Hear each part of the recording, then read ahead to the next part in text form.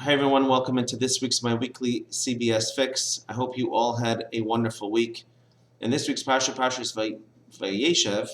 So we start the beginning of the eventual descent down into Egypt. Joseph has a little dissension with his brothers based on some dreams that he has, and they're not really too happy with him. And eventually they sell him as a slave down to Egypt. Eventually he becomes king over there.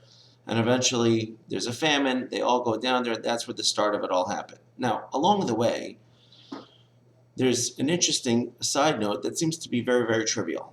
And what happened is that Joseph's brothers went to go pasture their flock in the town of Shechem, Nablus.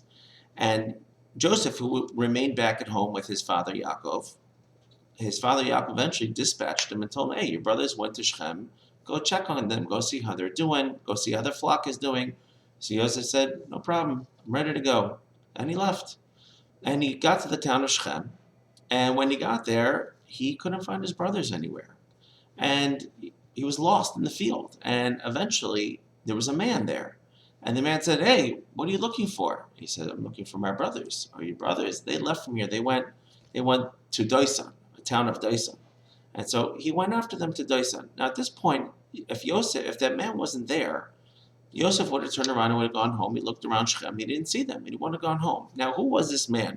So now Rashi tells us that there was an angel there. But on a simple level, this was a man that was sent there to give Yosef directions. Now, that man gave Yosef's direction towards his brother, ended up being direction towards his eventual slavery. Because had this man not been there, Joseph would have turned around and gone home, and nothing would have happened. He wouldn't have gotten enslaved, and he wouldn't have got sold as a slave, and he wouldn't have gone down to Egypt. He wouldn't have become the king, and he wouldn't have eventually brought Yaakov and his whole family down to Egypt, and the entire slavery in Egypt never would have happened. Yet here was this man. Who was this man? This man was just an everyday man. Hashem put him there, though, in that position to be able to allow Hashem's plan to take effect. It brings to mind, there was a man who got up recently. He was giving a speech. He was a recent Baal Tshuva. He'd come back towards his roots in Torah and mitzvos, and he was speaking. And they asked him, "What is it that brought you back?" And he said over his story. He said that one day when he was completely not religious, he used to work not far from a Jewish neighborhood, and he used to see Jewish people come back and forth, and he didn't look at all Jewish. And he was a security guard, crossing guard. And he was always contemplating, should I go to a class? Should I not go to class? Should I go to class? Should I not? Should I learn some Torah? Should I keep a Shabbos? Should I not? And one day he's standing at the crossing guard and he saw a religious person coming towards him. Dressed obviously religious, and the guy knew he was a religious person. He told himself, if that religious person says good morning to me or even acknowledges my existence in some way or another, I'm going to go to class. And lo and behold, this religious man is coming towards him, hat and jacket. And he says to the crossing guard with a big smile, morning, or good afternoon, whatever time it was. He said hello to him. And he was actually quite taken aback. And he said, okay, God, thank you. I got my sign and I'm going to go to class. And he actually went on to say that I don't know who this guy was, and I don't know where he is, and I don't know if I'll ever meet him again. But Hashem sent him towards me that I should be on my way. Now, I could have chose to ignore the sign, but Hashem sent him there. I asked for a sign, I got it.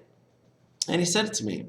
Interestingly enough, though, the person who actually said it, he has no clue what happened. He has no clue that this guy today is returned to his roots. But he did what he felt he was supposed to do. And Hashem will fill him in one day when he comes upstairs. By the way, it's because you say good morning to somebody that you change this person's life around. But what our job is that Hashem can employ us as an agent as well.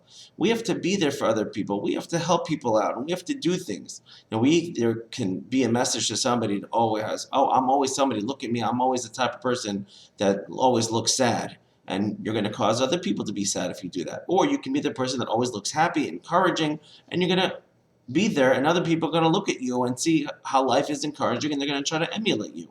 So we have to learn this lesson that, Hashem, everything is there for the taking. We have to know Hashem set up everything. The plan that he wants to work out is going to work out.